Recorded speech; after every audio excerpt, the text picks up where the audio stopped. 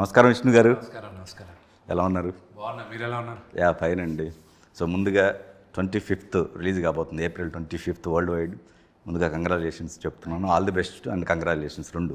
Thank you very much. First అసలు మీ child artist నుంచి అక్కడి నుంచి వద్దామండి.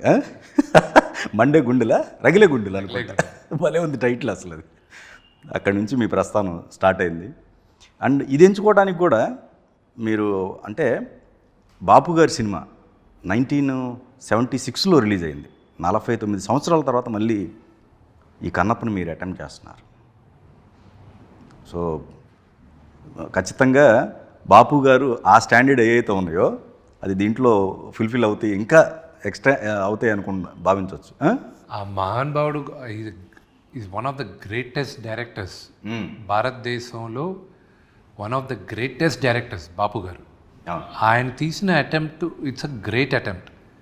అండ్ 50 సంవత్సరాల తర్వాత ఈరోజు ఈ తరానికి కథ చెప్పడానికి శివుడు ఆజ్ఞించాడు నాకు అని అనుకొని నేను ఈ సినిమా ప్రయత్నం స్టార్ట్ చేశాను. ఎందుకంటే ఒక రకంగా కృష్ణరాజు గారు ఆ రోలు చేయబట్టి ప్రభాస్ గారిని మీరు చూజ్ చేసుకోవాల్సి వచ్చిందా, లేకపోతే అలాగనే లేదా? అలాగనే సి లెట్స్ బీ ఆనెస్ట్, మనం నిర్మోహమాటంగా నిజాలు మాట్లాడుకుందాం. నా కెరియర్లో హయ్యెస్ట్ కలెక్షన్ దూసుకెళ్తా 40 కోట్ల చిల్లర చేసింది. దాని తర్వాత ఏ సినిమా చేయలే. నా లాస్ట్ సినిమా బడ్జెట్ వచ్చి 23 కోట్లు. ఈరోజు ఇది ఇంత పెద్ద బడ్జెట్ నేను చేస్తున్నాను అంటే నాకు ఈ ఒక కథ చెప్పాలనుకున్నాను. నా కథ చూడడానికి నా ఒక్కడి బలం సరిపోదు, అందుకు నాకు ఇంకా బలం కావాలి, నాకు ఇంకా సపోర్ట్ కావాలి అన్న ఉద్దేశంతోనే నేను కథ రాసుకునేటప్పుడు ఒక క్యారెక్టర్ ప్రభాస్కి రాసుకున్నాను. ఇతను చేస్తే బాగుంటుంది అని. మోహన్ లాల్ గారికి రాసుకున్నాను, ఇతను చేస్తే బాగుంటుంది అని. ఈయన మోహన్ లాల్ గారు, ప్రభాస్, వీళ్ళిద్దరి క్యారెక్టర్స్ నేను ఎప్పుడూ రాసుకున్నాను. అండ్ దాంట్లో కొన్ని మార్పులు చేపులు ఉన్న ఒక క్యారెక్టర్, 2 క్యారెక్టర్లు ఉన్నాయి అని అడిగితే ప్రభాస్ నాకు ఈ క్యారెక్టరే చేస్తానని ఆయన చెప్పారు. సో ఆయనకి ఏది కంఫర్టబుల్ నటుడుగా అనుకునే అదే నేను చేసాం. కానీ సో కేవలం నేను చెప్పాల్సిన కథ ఇంత పెద్ద క్యాన్వాస్లో చెప్తున్నాను, నాకు సపోర్ట్ కావాలి. ఆ సపోర్ట్ కోసమే ఈ పెద్దవాళ్ళందరినీ తీసుకోవడం జరిగింది. ఓకే. ఆల్మోస్ట్ మీరు అక్షయ్ కుమార్ గారు, ఇటు హిందీ తీసుకుంటే అక్షయ్ కుమార్ గారు ఉన్నారు, మలయాళం తీసుకుంటే మోహన్ లాల్ గారు, తమిళ్ శరత్ కుమార్ గారు అనుకోవాలా, ఇంకంతే శరత్ కుమార్ గారు. సో అట్లా ఫిల్ చేశారు. అవును, ఎందుకంటే ఈ కథ అన్ని భాషల్లో చెప్పాలి, అందరికీ అందజేయాలన్న ఉద్దేశం. ఫ్రాంక్లీ స్పీకింగ్, ఈ సినిమా ఎలా చేశాను, నేను ఇంత ఇదిగా ఎలా చేశాను అంటే నేను చేసింది ఏం లేదు, అంతా శివలీలే. అంతా శివలీలతో మేము షూటింగ్ వెళ్ళడం కానీ, జరిగింది కానీ, మేము కంప్లీట్ చేయడం కానీ, ఈరోజు April 25వ తేదీ సినిమా రిలీజ్ చేయబోతుండేది కూడా అంతా శివలీలే. అది ఆయన అనుగ్రహంతో అంతా జరిగిందని నమ్ముతాను. నేను ఒక ప్రయత్నం చేశాను, ఆయన అనుగ్రహంతో అంతా జరుగుతుందని నమ్ముతున్నాను నేను. కానీ ఎక్కువ శాతం అంటే మీరు ఈ పాన్ ఇండియా మూవీ భారీ బడ్జెట్ది అంటే పురాణ ఇతిహాసాలు లేదా హిస్టారికల్ బ్యాక్గ్రౌండ్ ఎంచుకోవాలన్న రీజన్ ఏమైనా ఉందా? అంటే నాకు హిస్టరీ అంటే చాలా ఇష్టం అండి. నేను పోయిన సంవత్సరం చేసిన సినిమాల దాకా నాకు నచ్చిన మీటర్ కాదు. నాకు బాగా నచ్చిన మీటర్ వచ్చి యాక్షన్ కామెడీస్. అవును, అయ్యే మంచి హిట్లు అయ్యాయి. అవును, నాకు యాక్షన్ కామెడీస్, డి లాంటి మూవీస్ నాకు ఇష్టం. దేనికైనా రెడీ, దూసుకెళ్తా. కానీ నేను బాగా ఎక్సైట్ అయ్యేది సోషల్ ఫ్యాంటసీస్, పౌరాణికం, ఇలాంటివి తీయాలని, పీరియడ్ ఫిల్మ్స్ ఇలాంటివి తీయాలని నాకు చాలా ఇంట్రెస్ట్. సూపర్ హీరో మూవీస్ తీయాలని. నేను ఫిల్మ్ స్కూల్లో వెళ్ళినప్పుడు కూడా నేను స్క్రీన్ ప్లే రైటింగ్కి వెళ్ళిన కోర్సెస్ తీసుకున్నప్పుడు కూడా నేను రాసిన కథలన్నీ action comedies or social fantasies ఇవే రాసుకుంటూ ఉండేవాడిని. ఈ కథ కన్నప్ప చేసేటప్పుడు కూడా నాకు ఏమైందంటే నేను ఫస్ట్ 2015లో నేను మొదలుపెట్టినప్పుడు 14లో నాకు చెప్పిన తర్వాత 2015 నేను కథ డెవలప్ చేయడం మొదలెట్టిన తర్వాత చాలామంది రైటర్స్ ఇక్కడ ఈ స్టైల్ని నేను ఫస్ట్ ఎన్నుకున్న స్టైల్ కొత్తతనంగా ఉండింది. నా మీటర్కి సెట్ అయిన వాళ్ళు లేరు. సో మళ్ళీ నా ఫ్రెండ్స్ ఎల్ఏలో ఉన్న వాళ్ళని సహాయం తీసుకొని నేను రాసేటప్పుడు వాళ్ళకి ఇచ్చేసి బౌన్స్ చేసి అంతా చేసి దాని తర్వాత నేను కథ నా డ్రాఫ్ట్ ఫస్ట్ వర్షన్ రెడీ అయిన తర్వాత పరుచూరి గోపాలకృష్ణ గారికి చెప్పాను. ఆయనకి పరుచూరి గోపాలకృష్ణ గారు ఈరోజు దాదాపు 75 సంవత్సరాలు పైబడిన వారు. కానీ ఈరోజు ట్రెండ్కి కథ ఎలాగుండాలో ఆయనకు తెలిసినంతగా అతి తక్కువ మందికి తెలుసు. ఏ టైంకి ఆ టైంకి ఆయన మారిపోయాడు. Fantastic, is a legend. ఒక స్క్రీన్ ప్లే రైటర్గా, ఒక స్క్రిప్ట్ రైటర్గా పరుచూరి గోపాలకృష్ణ గారు ఒక లెజెండ్. ఆయన ఆల్మోస్ట్ 4 ఉన్నారు కదా రచయితలు. సో ఆయన ముందు, ఎందుకంటే ఆయనకి ముందు బౌన్స్ చేసి అంకుల్ ఇలా అనుకుంటున్నానే, ఇది ఓకేనా అది ఇది అంటే, అరే నువ్వు చేసింది చాలా బాగుంది నాన్న, కానీ దీంట్లో కొన్ని ఇవి ఉన్నాయి అని ఆయన చెప్పాడు. ఆయన తర్వాత తోటా ప్రసాద్ గారు, ఆయన చాలా సహకరించి చాలా హెల్ప్ చేశారు. సో నాకు వీళ్ళతో కూర్చున్న తర్వాత లాస్ట్గా నేను ఐడియా బౌన్స్ చేసింది విజేంద్ర ప్రసాద్ గారితో. ఓకే, ఆయన అందించాడు ఒక ఎక్స్ట్రాడినరీ లూప్. ఆ లూప్ కూడా దీంట్లో మూవీలో ఉంది, ఒక సీక్వెన్స్. సో వీళ్ళందరూ కూర్చొని డైరెక్టర్ నాగేష్ రెడ్డి గారు, డైరెక్టర్ ఈశ్వర్ రెడ్డి గారు, వీళ్ళందరినీ నేను వచ్చి కథ వినమని, వాళ్ళని సహాయం చేయమని, రైటర్ ఆకల శివప్రసాద్ గారు, హిందీలో ఇంకొక రైటర్ ఉన్నారు, ఆయన సహాయం తీసుకొని మహాభారతం రాసిన ఆయన, హిందీ వర్షన్ టీవీ సిరీస్కి ఆయన మీర్బాయ్ అంటారు ఆయన దగ్గర కూడా హెల్ప్ తీసుకున్నాం. సో ఇప్పుడు ఇవి అంటే కంప్లీట్గా ఇది మన నేచర్కి సంబంధించిన కథ, కానీ మీరు ఎంచుకోవటం బ్యాక్డ్రాప్ అంతా అక్కడ ఫారెన్ ఎంచుకున్నారు. Any reason? నా కథ చూస్తున్నారా, నా లొకేషన్స్ చూస్తున్నారా? లొకేషన్ కూడా ఇంపార్టెంటే కదా. అవును, ఏది మోర్ ఇంపార్టెంట్? ఖచ్చితంగా నేచర్ తో ముడిపడింది ఈ కథ అనేది. ఎలాగా? అంటే మన ఆచార వ్యవహారాలు, లేకపోతే మనకు సంబంధించిన. కన్నప్ప ఏ అడవిలో తిరిగాడో మీకు తెలుసా? శ్రీకాళహస్తి ఆ సరౌండింగ్సే కదా, ఆ సరౌండింగ్లో కదా కథంతా నడిచింది. పాశుపత ఆస్త్రం ఎక్కడ తపస్సు చేశాడు అర్జునుడో తెలుసా మీకు? ఓకే, అంటే మహాభారతం ఎక్కడ షూట్ చేశారో ఎక్కడ జరిగిందో తెలుసా? ఓకే, అది ఎక్కడ షూట్ చేస్తున్నారో అడుగుతున్నారా? లేదు. ఓకే, అట్లా. సో ఓకే ఓకే, నేను చూపించాలనుకున్నది ఒక కథను చూపించాలనుకున్నాను. ఈ కథ 2వ శతాబ్దంలో జరిగింది. అది ఎంతమందికి తెలుసు? 2వ శతాబ్దంలో భారతదేశం ఎలాగుందని ఎంతమందికి తెలుసు? తెలియదు. మన భారతదేశంలోనూ ఎక్స్ట్రాడినరీ లొకేషన్స్ ఉన్నాయి. నార్త్ ఈస్ట్ వెళ్ళండి, లేదా మీరు నార్త్లో లడాక్, లే, కొన్ని లొకేషన్స్ ఉన్నాయి, ఫెనామినల్ లొకేషన్స్. కానీ మనం మనుషులుగా మనం ప్రకృతిని ప్రార్థిస్తాం, కానీ మనం పంచభూతాల్ని మనం దేవుడిగా ప్రార్థిస్తాం, కానీ వాటిని మనం గౌరవించట్లేదు, వాటికి మనం ఇవ్వాల్సిన మర్యాద ఇవ్వట్లేదు. ఎంత పొల్యూషన్తో మన స్కై కలర్ అంతా మారిపోయింది. మీరు తెల్లారుజామున లేచిన తర్వాత సిటీలో ఎక్కడైనా పక్షుల సౌండ్లు వినిపిస్తున్నాయా మనకి? లేవు. అసలు ఇంత బ్యాడ్ పొల్యూషన్గా చేసిన తర్వాత మన అందాన్ని మనమే దాన్ని చంపుకున్నాం. సో ఈ ఉద్దేశంతో నేను తీయాల్సిన నా కన్నప్ప అత్యద్భుతమైన లొకేషన్స్ ఉండాలి, పారే నీరు ఉండాలి, ఎక్స్ట్రాడినరీ కలర్స్ ఉండాలి వాటర్లో, natural colours, everything should be beautiful, sky బ్యూటిఫుల్గా ఉండాలి.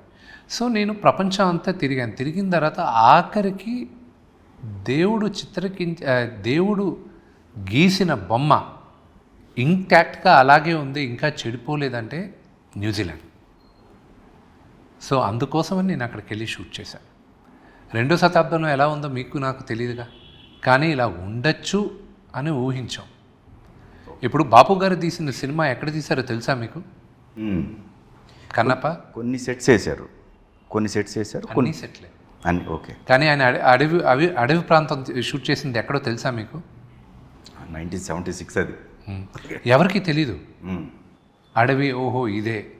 ఈ క్వశ్చన్ అనేది వచ్చేది it is because very very few people ఏంటంటే ఈ లొకేషనా ఇలా ఉందేంటి, మన ఊర్లో లేదు కదా లొకేషన్, మన ఊరిని చెడగొట్టింది మనమే. కానీ ఇక్కడ ఉద్దేశం ఏంటంటే ఆదిపురుషు మీరు గమనించినట్టయితే See, don't compare a movie which has been shot in an entire green mat. ఆదిపురుషులో అదే అదే that entire movie was shot in a green mat. Not only ఆహార్యంలో కూడా. See, that is మీరు తప్పు మాట్లాడుతున్నారు దాంట్లో, క్షమించాలి. అయ్యో. ఆదిపురుష్ అనేది రామాయణం ఇలాగ జరుగుండొచ్చేమో అని వేరే దేశంలో తీసుకెళ్ళి షూట్ చేసేది, అది రామాయణం కాదు. మీరు కరెక్ట్గా చూసారంటే ఓకే. ఆ కథలో ఇన్స్పైర్ అయ్యి తీశారు వాళ్ళు ఆ సినిమాని. అందుకే that might have not worked. Okay okay okay, అది వర్క్ చేయకపోవడం.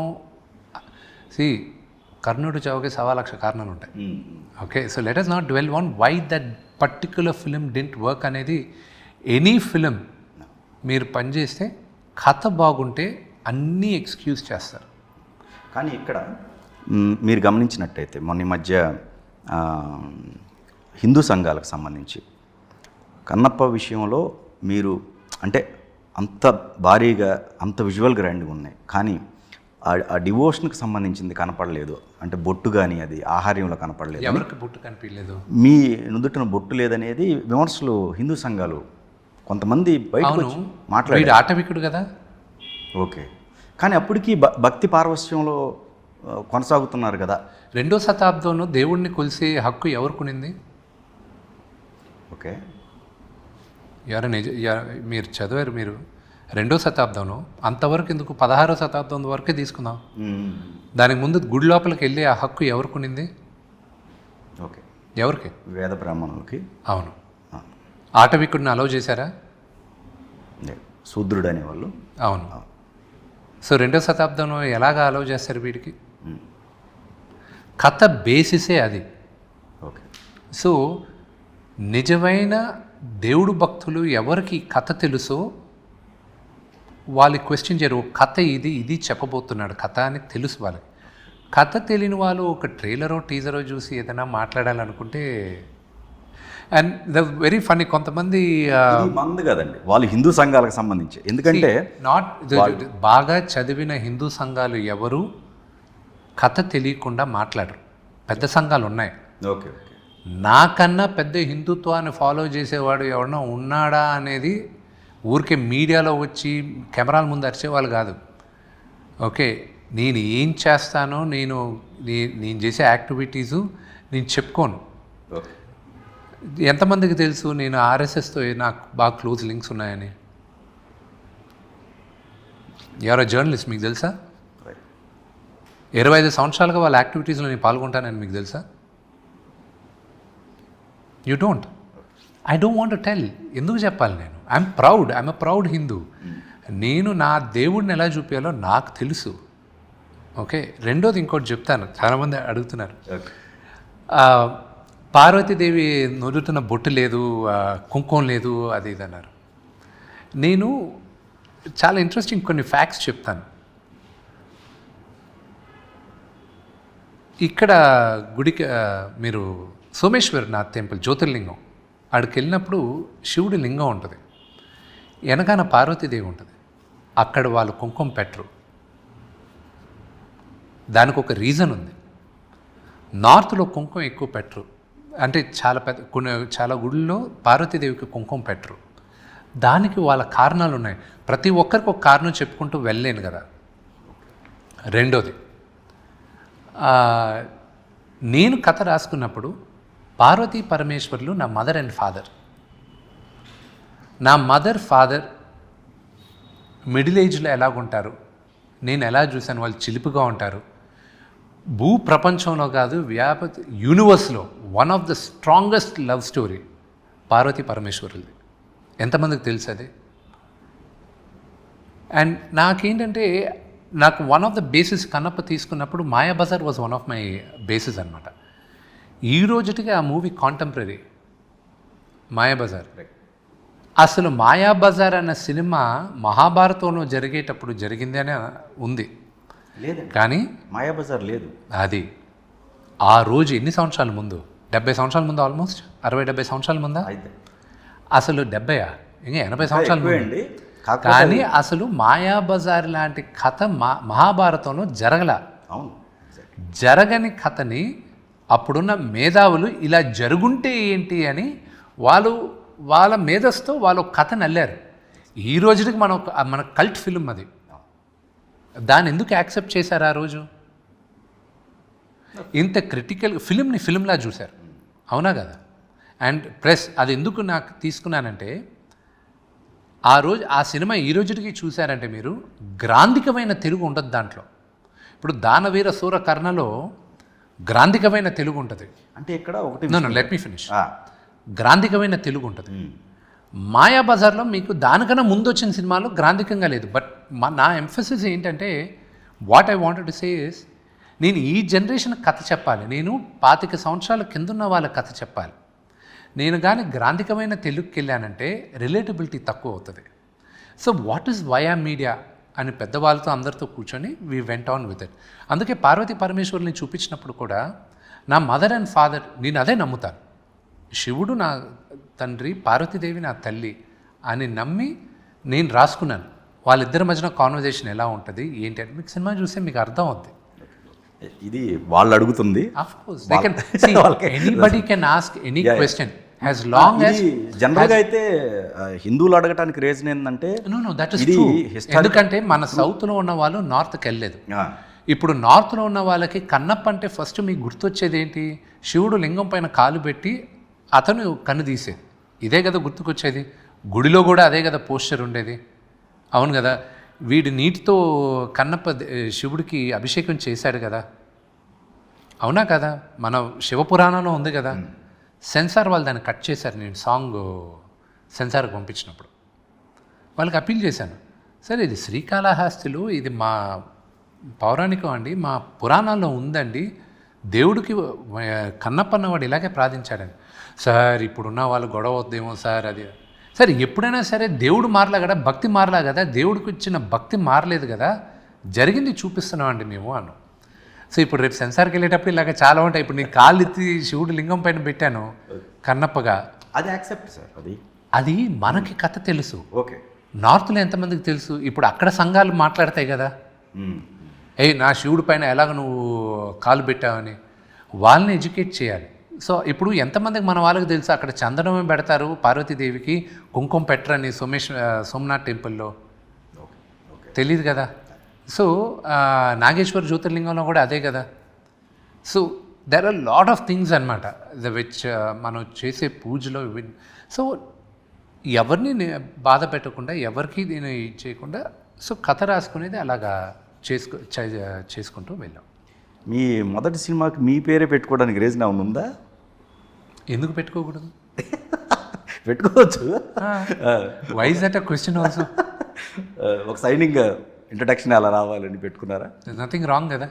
రాంగ్ ఏం కాదు. ఆల్మోస్ట్ మీకు కమర్షియల్ బ్రేక్ అంటే డీ సినిమానే కదండి. ఎస్. తర్వాత శ్రీను వైట్ల గారికి మీకు మధ్య కాంబినేషను కుదరాల్సింది, ఒక భేదాభిప్రాయాలు రావటం, అది సినిమా కాదా? ఎప్పుడు రాదు చిచి. అది రోజుకి నాకు శ్రీను గారు అంటే I love him a lot. మరి ఎందుకు రెండో ప్రాజెక్టు సెట్ అవ్వాలి? అది శ్రీను గారిని అడగాలి. నేను ఎవ్రీ ఇయర్ అడుగుతూనే ఉన్నాయండి. అవునా? Every year. ఓకే. దీన్ని చెడగొట్టింది మోస్ట్గా ఈ రైటర్ గోపిమోహనే, కానీ కథ ఇవ్వకుండా అది చేయకుండా. కానీ శ్రీను గారు మేము ఎప్పటించో చేయాలని ఆయన ఎవ్రీ ఇయర్ అడిగా. కోన వెంకట గారు ఉన్నారుగా. అవును, అది ఏంటంటే కోన వెంకట గారి కన్నా శ్రీను గారు కంఫర్టబుల్ గోపిమోహన్తో. ఓకే.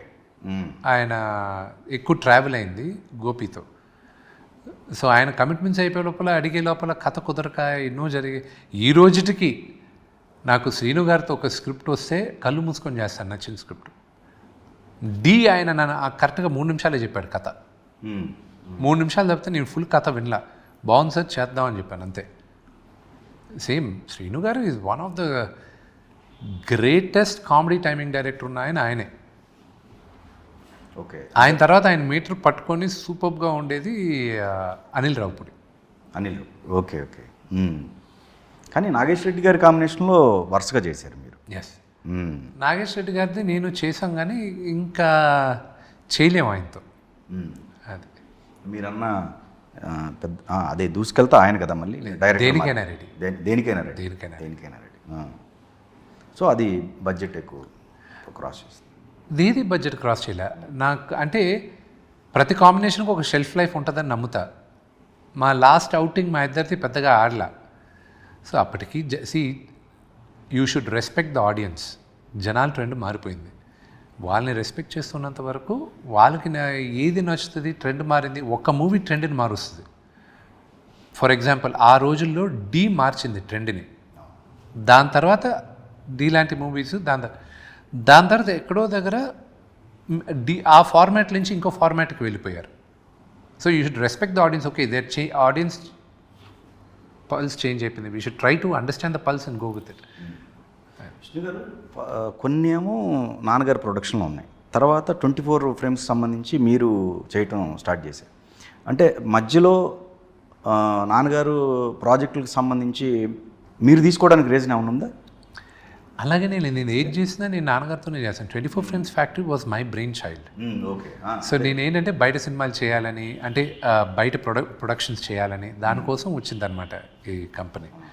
దాని తర్వాత 24 ఫ్రేమ్స్ ఫ్యాక్టరీలోనే we started producing and coming forward. అవును, అవును. మీరు చేసినవి ఉన్నాయి, నష్టం కలిగించినవి కూడా ఉన్నాయి కదా. ఏ ప్రొడక్షన్ కంపెనీకి నష్టం జరగలే, ఏ ప్రొడక్షన్ కంపెనీకి ఓన్లీ సక్సెసే వచ్చింది. అదేలే.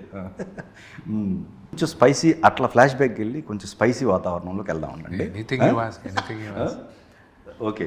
ఇప్పుడు బాహుబలిలో కట్టప్ప ఎందుకు చంపాడు బాహుబలి? అంత సస్పెన్స్ పెట్టి వదిలేశారండి మీరు ప్రెస్ మీట్లో. లెట్ దెమ్ నో అంకుల్ ఏంటనేది తెలియలే మాకు. ఏది లెట్ దెమ్ నో అంకుల్ అనేది అట్లా చెప్పేసి వదిలేశారు. ఇది సినిమాలోదా? కాదు మా అప్పుడు ఎలక్షన్స్ అప్పుడు. అది ఎప్పుడు అయిపోయింది. Why do we need to talk about? అంటే అసలు ఏంటనేది ఆ సస్పెన్స్ ఏం జరిగింది ఆ రోజు? అది ఆ రోజుకి కరెక్ట్, కానీ ఈరోజు మాట్లాడకూడదు దాని గురించి. అవునా? ఆ రోజుకి అది మీరు మళ్ళీ దానికి క్లారిఫికేషన్ ఇస్తారేమో అనుకున్నాం, చెప్తారేమో అనుకున్నాం అసలు ఏం జరిగి ఉంటుంది అనేది. అట్లా జస్ట్ వదిలేసి మేబీ ఒకవేళ నాకు వయసు అయిపోయిన తర్వాత నేను ఆటోబయోగ్రఫీ రాస్తే మేబీ దాంట్లో రాస్తాను. అప్పుడు మీకే ఫస్ట్ కాపీ ఇస్తాను. ఇప్పుడు చెప్పరు, అవసరం లేదు. Why dig up negativity? ఎప్పుడైనా పాజిటివ్గానే ఉండాలండి. Okay. Even senior journalist like you, మీరు ఎప్పుడు పాజిటివ్గా ఉండాలి, కానీ let's not try to take any negativity. చాలా స్పైసీగా జరిగింది అది వాతావరణం ఆ టైంలో. అది 1983లో ఇండియా వరల్డ్ కప్ గెలిచిందంటే ఆ రోజు ఆటకే అది కరెక్టు. ఇప్పుడు వరల్డ్ కప్ గురించి ఆలోచిద్దాం, అక్కడే పట్టుకొని ఉంటామే ఏంటి? కానీ మీరు అంత పట్టుదలగా తీసుకోవడానికి ఆ రోజు రీజన్ ఏమన్నా ఉందా అనిపించింది? Everything has its own reason Ajay garu. So ఆ రోజు రీజన్కి I felt that was right. ఖర్చు పెట్టారు పైగా బాగా. ఎప్పుడు మాలో జరగని నిజంగా ఈ ఎలక్షన్ విష్ణు గారు నా భూతో నా భవిష్యత్తు. I hope it doesn't happen like that also again అండి. అవునా? నేను నమ్మేది ఒకటే, film industry is one family. Right. Family మధ్యన డిస్టర్బెన్సెస్ ఉంటాయి, but again at the end of the day your family. Okay, అది నేను గట్టిగా నమ్ముతాను. And that's how it will be. But see I would prefer, నా వ్యక్తిగత అభిప్రాయం, okay, next movie artist association president పెద్దలందరూ నిర్ణయించి ఇంకొకరిని పెట్టాలన్న ఉద్దేశం. ఆ పెద్దలందరూ మేము తప్పు చేస్తే మమ్మల్ని కరెక్ట్ దారిలో నడిపియాలి, మమ్మల్ని తప్పు చేయనివ్వాలి, వాళ్ళు మేము నేర్చుకోవాలి, వాళ్ళు ఉండాలి. లేదరా అది తప్పు, అలా చేయకూడదు, అది మేము నేర్చుకోవాలి. That is how I believe a tradition is. Okay. So కానీ రీసెంట్గా మీరు చూసినట్టయితే విష్ణు గారు ఎన్నికలకు సంబంధించి నోటిఫికేషను ఇవ్వట్లేదు, సేమ్ అట్లా ఆగిపోయింది అనే నిరుత్సాహం కూడా కొంతమందిలో ఉంది. ఇచ్చానే కాదు, మీరు అది కన్ఫర్మేషన్ అయ్యాక బిల్డింగ్ది అప్పుడు ఎన్నికలకు వెళ్దాం. మీ దగ్గర వచ్చిన ఇన్ఫర్మేషన్ ఇస్ రాంగ్. ఓకే, మీరు please get the correct information. మీ దగ్గర కరెక్ట్ ఇన్ఫర్మేషన్ ఉంటే మీరు ఈ క్వశ్చన్ నన్ను అడగను కూడా అడగరు. You don't have the information right. అంటే యాక్చువల్గా 2 years కంప్లీట్ అయిన తర్వాత ఎప్పుడైనా సరే మాకు ఎన్నికలకు వెళ్తారు Yes. Period of time, but అది జరగల. ఎందుకు జరగలా? జరిగిందా? అది యునానిమస్ మీటింగ్ లాగా జరిగింది, బట్ దాన్ని కూడా కొంతమంది అపోజ్ చేశారు. అదే చెప్తున్నాను, you don't have the information right. Okay okay that's a wrong information. మీ దగ్గర అసలు ఇన్ఫర్మేషన్ లేదు. Okay. So once you have the total information, ఈ క్వశ్చన్ కూడా అడగరు మీరు. సో బిల్డింగ్ అయితే ఉంది కదండి, 100%. ఓకే. సో అది దీని తర్వాత నేను ప్రామిస్ చేసిన దాంట్లో అది ఒక్కటే నేను ఫుల్ఫిల్ చేయలేకపోయా. But that will be done. And అది జరుగుతుందా లేదా అని మా మెంబర్స్కి తెలుసు, బయట పబ్లిక్కి తెలియాల్సిన అవసరం లేదు. అది మా మెంబర్స్ వరకు they all know, and they all know what is happening. ఇంటర్నల్గా మా అసోసియేషన్ మెంబర్స్ అందరికి తెలుసు. Okay okay. విష్ణు గారు, ట్రోలర్స్కి మీకు మధ్య ఒక పెద్ద వార్ లాగా క్రియేట్ అయింది. అయిన తర్వాత మీరు ఒక చెక్ పాయింట్ క్రియేట్ చేశారు. అక్కడ మా అనే మళ్ళీ సేమ్ అసోసియేషను ఇన్వాల్వ్ అయింది. అప్పుడేమనుకున్నారంటే నాట్ ఓన్లీ మీ మీద కాకుండా చాలామంది పైన కూడా కొన్ని ట్రోల్స్ జరుగుతుంటే వీటికి అడ్డుకట్టబడుతుంది, సో ఇది తీసుకున్నారు అనే ఫీలింగ్లోకి వెళ్ళిపోయారు కొంతమంది. ఎక్కువ మంది కాకపోవచ్చు, ఒక 5-10 మెంబర్స్ అనుకుందామండి ఉంది అది. కానీ తర్వాత ఏం జరిగింది, అది కన్నప్పకు సంబంధించి మీరు పాజిటివ్గా ఇవ్వండి అనేది ప్రపోజల్ వెళ్ళినట్టుగా వాళ్ళు బయటకు వచ్చారు వాళ్ళంతా. See, my fight was not against all YouTubers అండి. Let me be very, very clear. కొంతమంది అన్న, నేను కూడా వాళ్ళల్లో కొంతమంది అన్న. ఆ కొంతమంది కూడా ఎవరంటే ఫ్యామిలీస్ పైకి వచ్చే వాళ్ళే. I'm assuming you married. మీరు okay, I have a certain popularity, నాకన్నా తక్కువ పాపులారిటీ మీకు ఉండొచ్చండి. బట్ ఎవరో పబ్లిక్ ఫిగర్ కూడా కదా అంజయ్ గారు. ఇప్పుడు మీరు పబ్లిక్ ఫిగర్ కాబట్టి రేపు మీ వైఫ్ పైన, రేపు మీ డాటర్ సన్ పైన, లేకపోతే మీకు డాటర్ ఉంటే వాళ్ళ గురించి నీ అసభ్యకరంగా నేను కానీ పోస్ట్ పెడితే మీకు నచ్చుతుందా? అలాంటి వాళ్ళ పైకి వెళ్ళాను. ఫ్యామిలీస్ జోలికి రాకండి. నా సినిమా నచ్చలేదా, నేను చేసిన పర్ఫార్మెన్స్ నచ్చలేదా, కన్స్ట్రక్టివ్ క్రిటిసిజం ఇవ్వండి, we're fine. Character assassination and going against families, it's a big no. నేను ఇంకోటి చెప్పాను, నేను ఫైట్ స్టార్ట్ చేసేటప్పుడు ఆంధ్రప్రదేశ్ గవర్నమెంట్ అంత స్ట్రిక్ట్గా ఎందుకు ఇప్పుడు హోర్డింగ్స్ పెట్టింది అన్ని దగ్గరలా? అంటే వాళ్ళు ఏం పెట్టారు, సోషల్ మీడియాని మీరు కరెక్ట్గా వాడుకోండి, తప్పు మాట్లాడకండి, తప్పు చూడకండి, సోషల్ మీడియాని కరెక్ట్గా వాడుకోండి అని they started their own campaign. ఎందువల్ల? వాళ్ళకి ఒక స్టేట్ మెకానిజం వాళ్ళకి తెలుసు. వేవర్డ్గా వెళ్తున్నారు, వెళ్ళే వాళ్ళు కూడా పెద్దగా ఎవరు కాదండి. Everybody are under 21, under 18. అదే that is a very unhealthy culture. అది తెలుగు వాళ్ళగా అది కొంచెం సిగ్గుపడాల్సిన కల్చర్. అది ముమ్మాటికి ఖండించాలి విష్ణు గారు, అది నో డౌట్. కానీ అది ఏమైంది, అందరి తరపున ఫైట్ చేయాల్సి వచ్చింది. చేశారు. అది రివర్స్లో ఏమైంది, ఈ ఒకటి చెప్తాను, ట్రాక్ అటు తిప్పారు. Everybody can do what they can. వాళ్ళు ఏమైనా మాట్లాడచ్చు. మీరే అన్నారు ఏదో 5 మందో 10 మందో ఉన్న కొన్ని దాదాపు ఒక 1000 మందిలో 5 మందో 10 మందో అది మాట్లాడితే దాంట్లో నిజం ఉందా అబద్ధం ఉందా అని మీకే తెలుస్తుందిగా. సో ఒక అబద్ధాన్ని ఎందుకు మనం ఇంతగా డిస్కస్ చేయాలి? ఓకే. సో ఇప్పుడు మీరు ఇంతకుముందు అన్నారు ఫ్యామిలీకి సంబంధించిన, ఇప్పుడు ఆ రోజు కోపం ప్రకాష్ రాజ్ గారిది పోయిందా, లేకపోతే ఇప్పటికి అప్పుడప్పుడు మెసేజ్లు కూడా పెడుతూ ఉంటారు. ఓకే. అప్పుడు నాకన్నా పెద్ద ఆయన, and I will respect that. నాకు పెద్ద చిన్న అని ఉందండి. నాకు ఐ కీప్ టెక్స్టింగ్ హిమ్. నాకు everybody are my friends only. కానీ మీరు ఫ్రాంక్గా చెప్పాలండి ఒకటి మాత్రం, ఎప్పటి నుంచో సస్పెన్స్గా ఉంది అందరికీ, మెగా ఫ్యామిలీకి మంచు ఫ్యామిలీకి మధ్య భేదాభిప్రాయాలు ఎందుకు ఉన్నాయి? అది మీ మీడియాకు అనిపిస్తుందేమో కానీ లేదండి. నేను నవ్వుతూ నా భవిష్యత్ అని ఏది ఎన్నికలు అప్పుడు ప్రీవియస్ చెప్పి, అంటే ఏముంది భేదాభిప్రాయాలు అనేది? అది మీ నోటి ద్వారా తెలుసుకుందామని. అంటే ఏముందని అదేమో మాకు తెలియదండి. సి మేము ఎవరెవరు టెక్స్ట్ మెసేజెస్లో ఉంటాం, ఎవరెవరు మాట్లాడుకుంటూ ఉంటాం, ఎవరెవరు ఏం చేసుకుంటాం అని మీకు చెప్పాల్సిన అవసరం లేదుగా. యాజ్ లాంగ్ యాజ్ మీకు టీఆర్పీలు పెరగాలి అది ఇది అనుకున్నప్పుడు you need 2 warning teams always. నా దగ్గర ఈ క్వశ్చన్ అడుగుతారు, ఇంకొక హీరో దగ్గరికి వెళ్ళి మీకు ఇది ఉంది కదా అని అడగచ్చు. So that is common. అది I don't want to dignify that also. అది మీ మీడియా వరకు మీకు అనిపిస్తుంది అది ఇది ఉన్నాయి, కానీ ఈ జనరేషన్లో వీ హ్యావ్ జీరో డిస్టర్బెన్సెస్. నా వరకైనా I have zero disturbances with anybody. ఒకటే చెప్తాను, ఒక వ్యక్తిగా డి అప్పుడు ఉన్న విష్ణు వేరే, ఈరోజు కన్నప్ప చేసే విష్ణు వేరే.